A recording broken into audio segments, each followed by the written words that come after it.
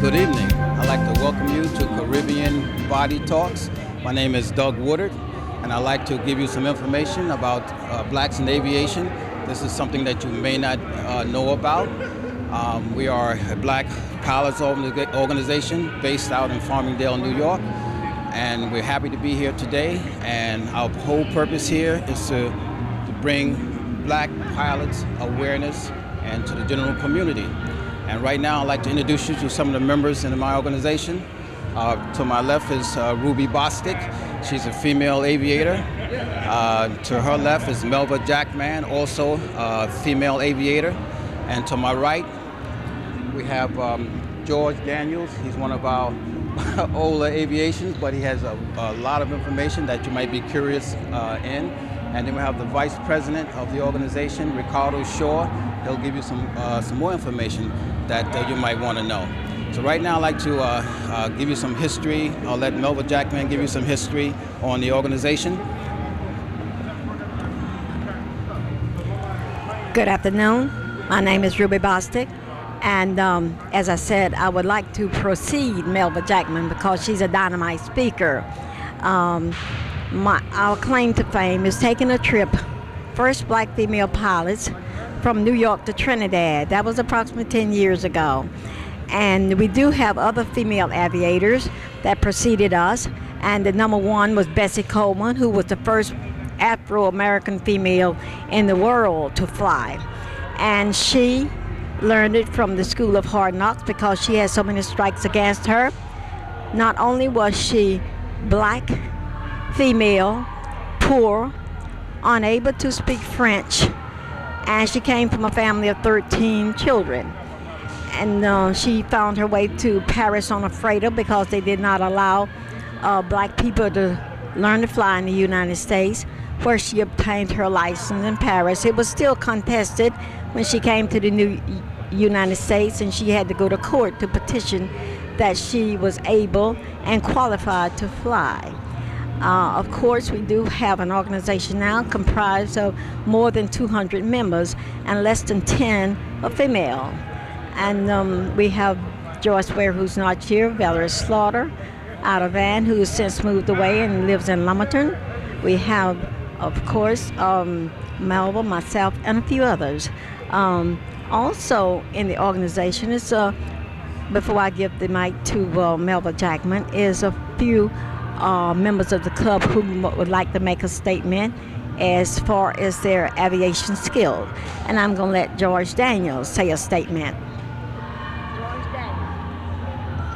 Let's make a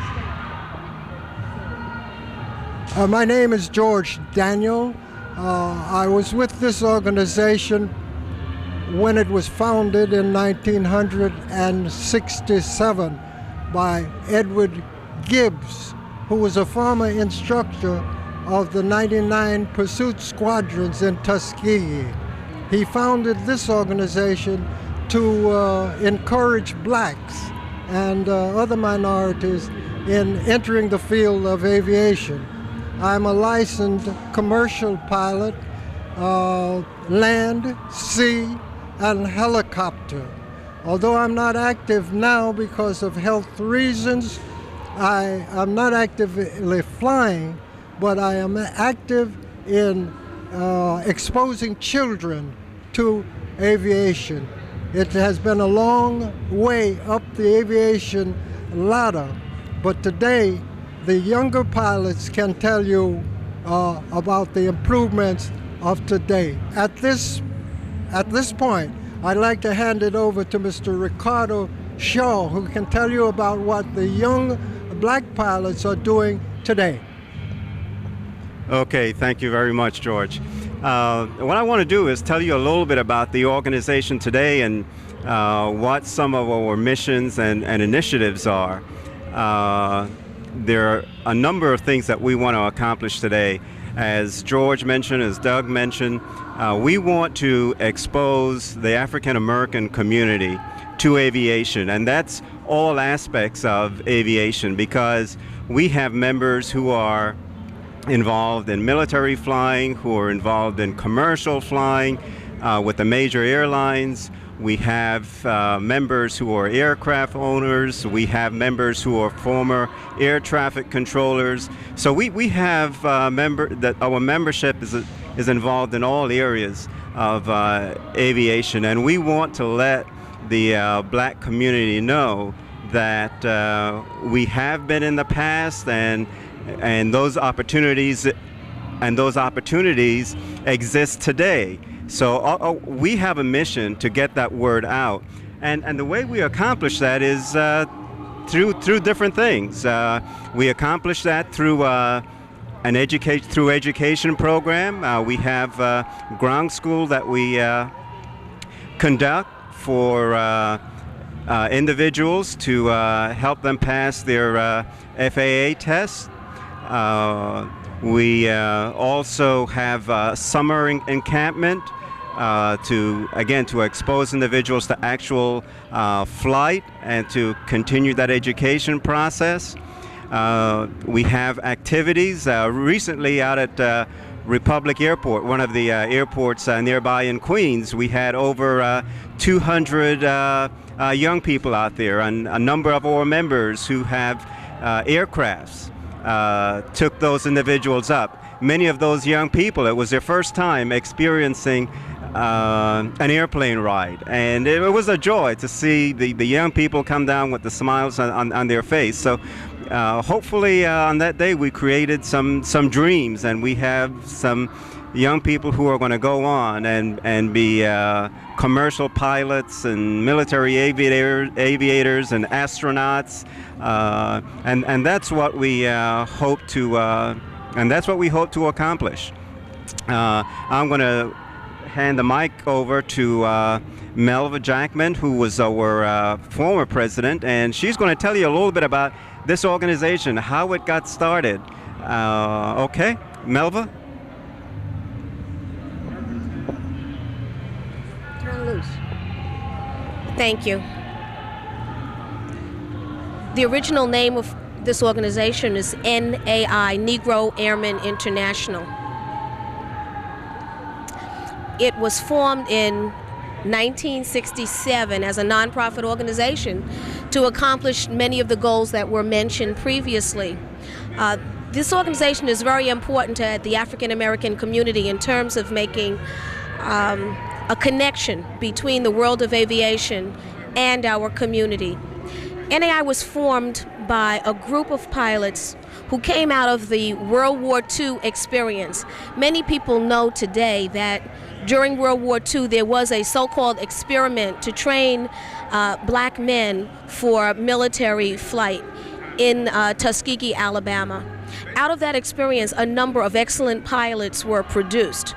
But when the war ended, there were no jobs available for these people.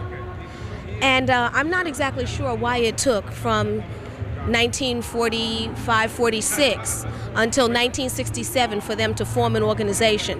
But in 1967, a group of 10 or so Tuskegee-trained pilots formed NAI, Negro Airmen International, in New York City. Our chapter is the first chapter of what is now a national organization of over 1,000 people in just about every major city in the United States. I'd like to pay some particular attention to some of our exhibits, if that's possible. May I do that? Good. We have in our exhibit today photographs of some of the young people who have trained with us over the years. Over the last 10 years or so, we've been very successful in guiding young people into aviation careers. We have a summer flight camp. These are some pictures of some of our young people who participated in that summer flight camp. This is a picture of a group from 1992. Out of that group, we now have 5 of them are commercial pilots now and are well on their way to becoming airline pilots. We've lost track with a couple of others, but I feel that that has been very successful. We want young people to know as they look at this display that becoming a pilot isn't only learning to fly. It requires reading, writing, studying, calculations, and so forth. And so we try to bring you photographs of our young people who are thinking, our young men and women who are studying, who are preparing and struggling through exams. And this is what is involved. It's something that we all can do. Any young person can do it with the dedication. We have here a young man who is going to the 4th grade, who's visiting with us today. Stand up, please. He has expressed an interest in becoming a pilot himself, and I hope that he will be able to gain some knowledge by looking at our displays. May I move over there?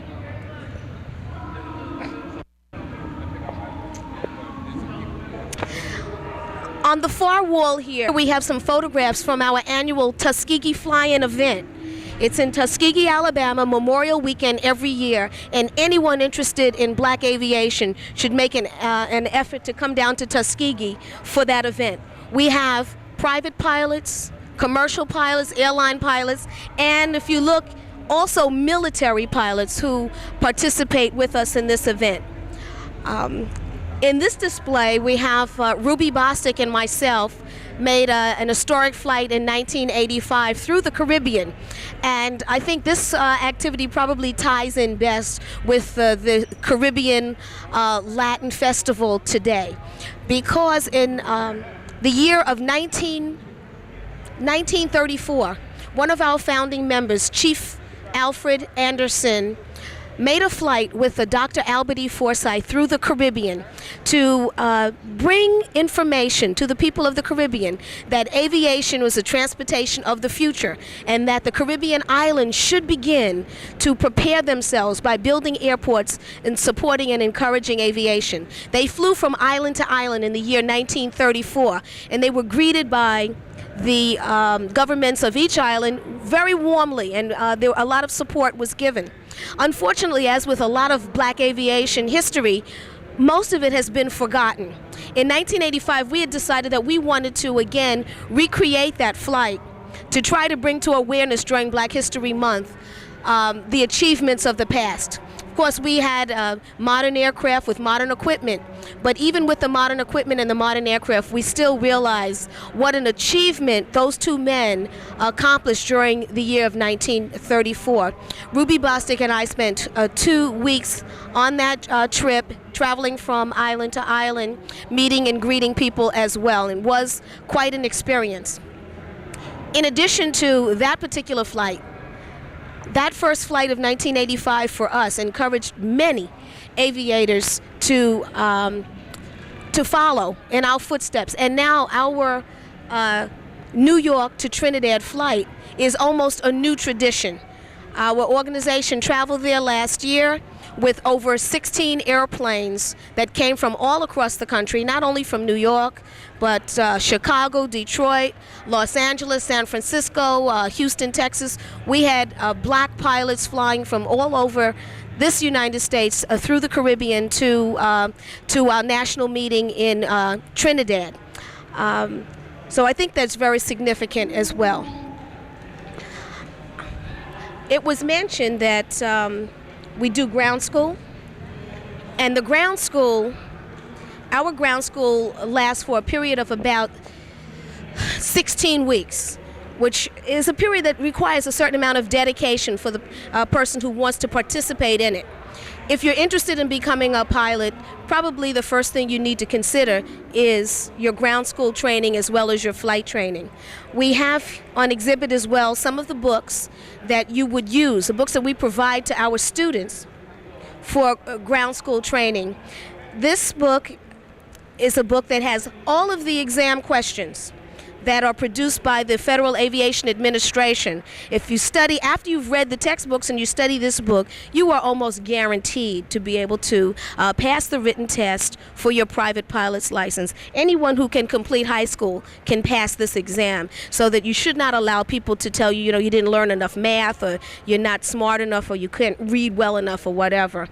This is the textbook, which is not really very interesting, but it has all the information in it that a pilot needs to know.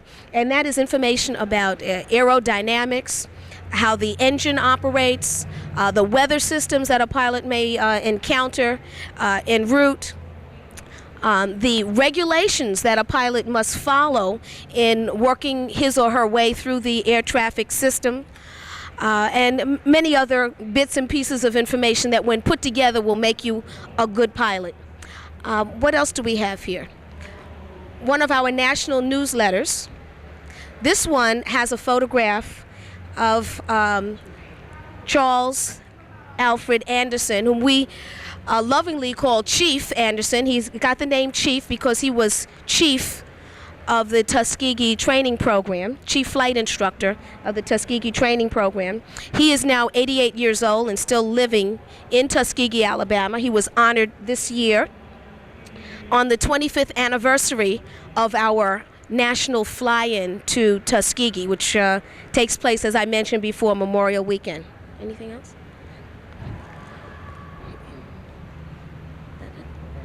Is there anything else? Oh, okay. I'll pass the mic on. Speaking about your children, I just wanted to say something about the kind of people who fly. I think one of the questions that we normally get is, well, who flies? And I think there's sort of a misnomer that only rich people fly. And if you look at all of us, we're maybe some of us are rich, but we're working people. We're school teachers, everything, and so it's the love for flying, it's the interest in flying that really makes you want to do this. Special skills required? There are no special skills required. Certainly, you've got to be able to read and pass this basic test. But there's no physical requirements. Some people think, well, you've got to be a certain height and a certain weight and to do these kinds of things, and you really don't. It requires the interest to do it. And once you have your license, there's just a whole world of experiences that are available to you. We have events that we call flying events, and where we fly to different cities to visit individuals or just to have perhaps a picnic or a special type of event. So a whole new world sort of opens up to you when you have that freedom to use your airplane to go different places. Some people use their airplanes for businesses. I know one colleague of mine commutes to work, and he uses his aircraft that way to commute to work. And others just want to experience that joy of being up there and being among the clouds. I'm going to pass it on to George Alves. And George is an aircraft owner, and he can tell you a little bit, I guess, about some of the things that he has done as an owner. Yes, I'm going to tell you a few little things about myself and concerning the organization and myself. Okay, my name is George. I am a private pilot, and I'm a member of the Black Pilots of N.Y. I started flying in 1981, and at one time I thought by different explanations concerning flying that I would not be able to fly, but anyway, I had the perseverance to fly, and I did fly. I got my license. I'm a private pilot, owns an aircraft. I also are a qualified mechanic. A company name is Negro Foreign Car Repairs. I'm very proud of what I'm doing, but most of all, I'll be more proud of seeing my people, the youths themselves, get themselves involved with aviation. It's very it's very heartbreaking whenever you go around and you talk to people and they are saying to themselves they have never heard anything about flying an airplane, blacks in aviation. You know, we live our life right now, and we got to live for the youngsters. We got to teach them and make them understand that this world that we're living in, aviation is the top. We must get ourselves involved. I'm going to make this very short, but I hope that I live to see that the average black kid is the owner, has a career in aviation, and is proud of it. Thank you very much. George Alves.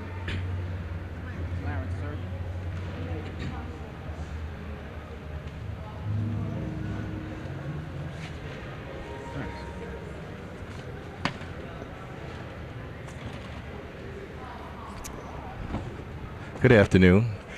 My name is Clarence Surgeon, a member of NAI from the inception. I've had my pilot's license since 1971, and I enjoy flying.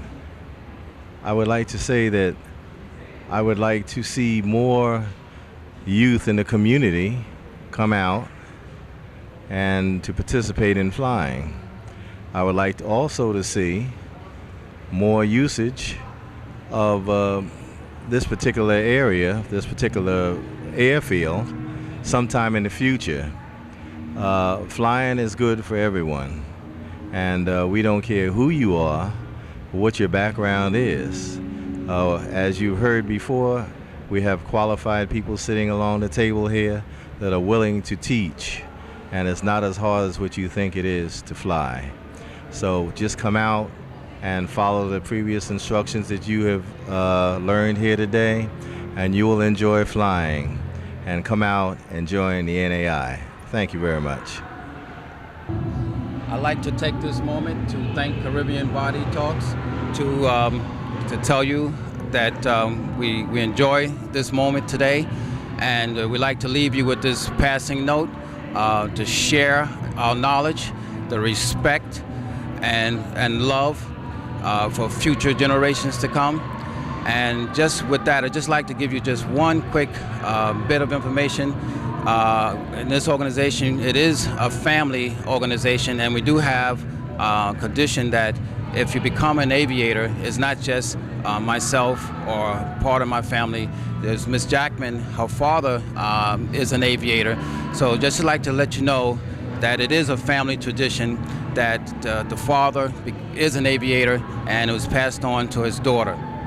And just like to, maybe she might want to mention that real quickly.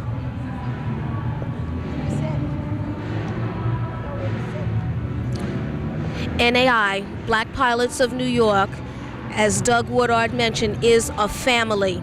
And it is our function to be family to those young people who are interested in pursuing careers in aviation or activities in aviation. I was fortunate enough to have someone in my family. My father did train at Tuskegee, and that was my first experience. Many other young African-American people do not have that opportunity. So we are there, we are out there to talk to the youth, to bring them the knowledge, to share with them the love, to get and give the respect that they need, and for them to know that they too can become pilots, either in general aviation, commercial aviation, or military aviation. Thank you. Remember, love.